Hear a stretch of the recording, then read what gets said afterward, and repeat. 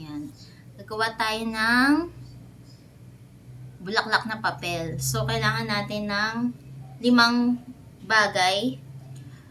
Glue, pandikit, baso, panghulma, lapis, pangmarka, gunting, panggupit, tsaka yung tawag dito? Yung recyclable material na papel. Pwedeng bond paper na used. Ang gagamitin ko, yung Meralco bill. Kasi pwede naman siyang itapon na dahil bayad na. So, yung mga inipon ko siya na pang accounting, char. Yan. So, ito yung gagamitin kong panggawa ng bulaklak na papel. So, ang una natin gagawin, gawa tayo ng mga bilog. So, uhulma natin. Ganyan. Hulma natin ng bilog.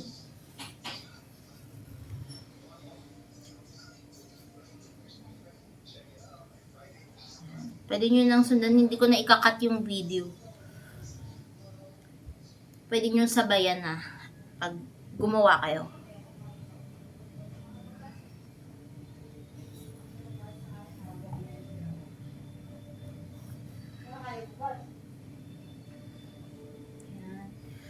Hindi ko pa sure kung ilang peraso ang kailangan eh. Pero mamaya titingnan natin. Kung ilang bilog ang magagawa sa isang bulaklak. Siyempre. Wait lang ah. Everybody you tonight. And Biglang you numbers. say tonight.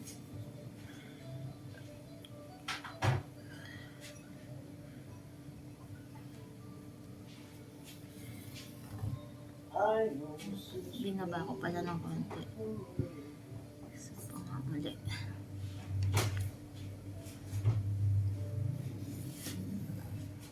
Pwede rin colored paper ang gamitin na used, pero pipinturahan din kasi natin eh. Kaya kahit ganito lang na used na bond paper lang na puti, okay lang. Pero kung ano yung available sa inyo, kung meron kayong mga used na colored, edi pwede rin yun.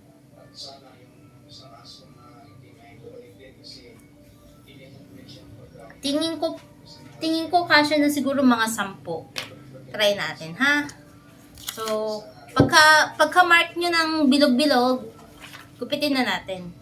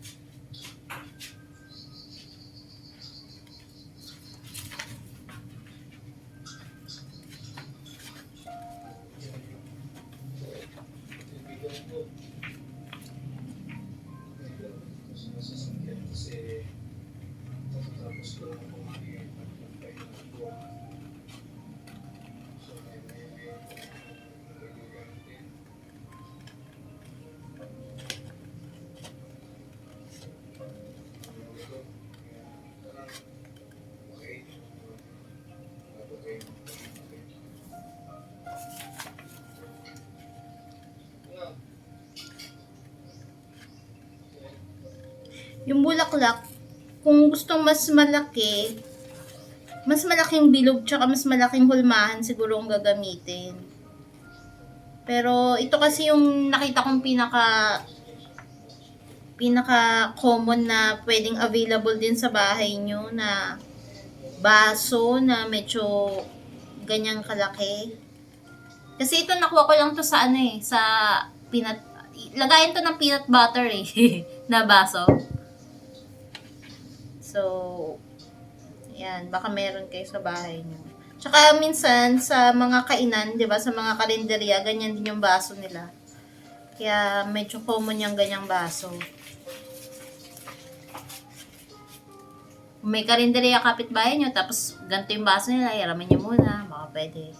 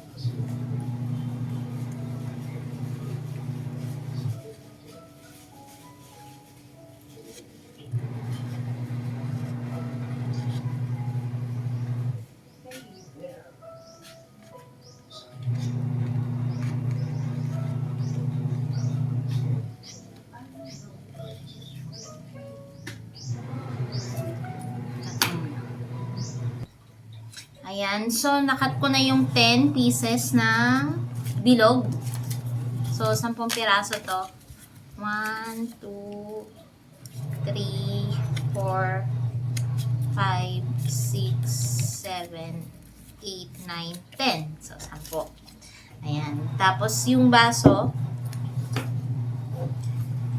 bali, igaganta natin siya. Ititiklop ng konti. Ganyan. Ganyan.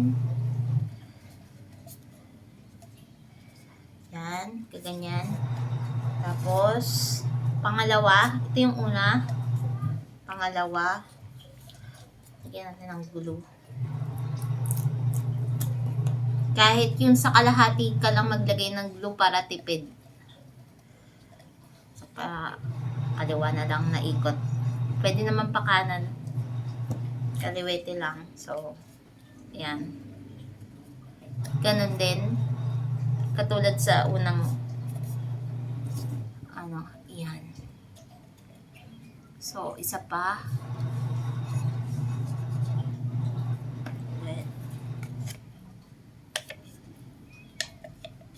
Yan. Tapos,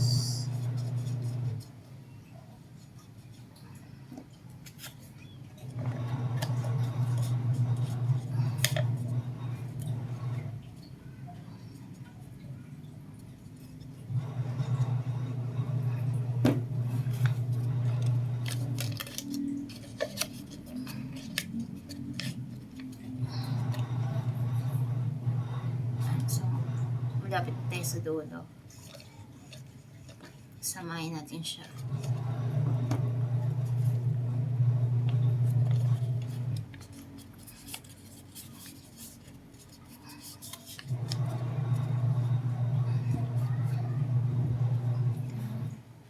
Masyado ba nakabuka? Masyado yatang malaki yung mas. Dapat yatang mali. Tapos ito.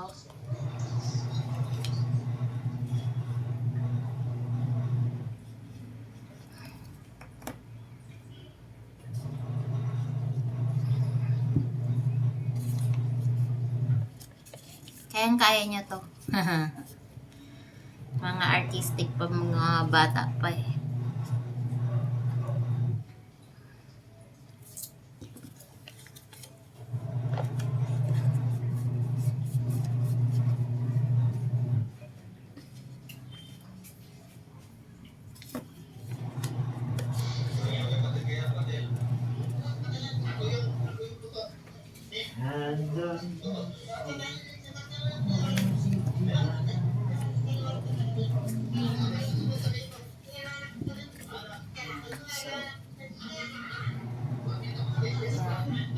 medyo malaki yata yung butas ng gawa ko, no? Though, flower pa rin naman siya. Yan. So, ganyan yung gagawin natin. Pwede nating liitan ng konti yung butas kapag mas malalapit yung bilog. Mas lilit yung butas. Okay.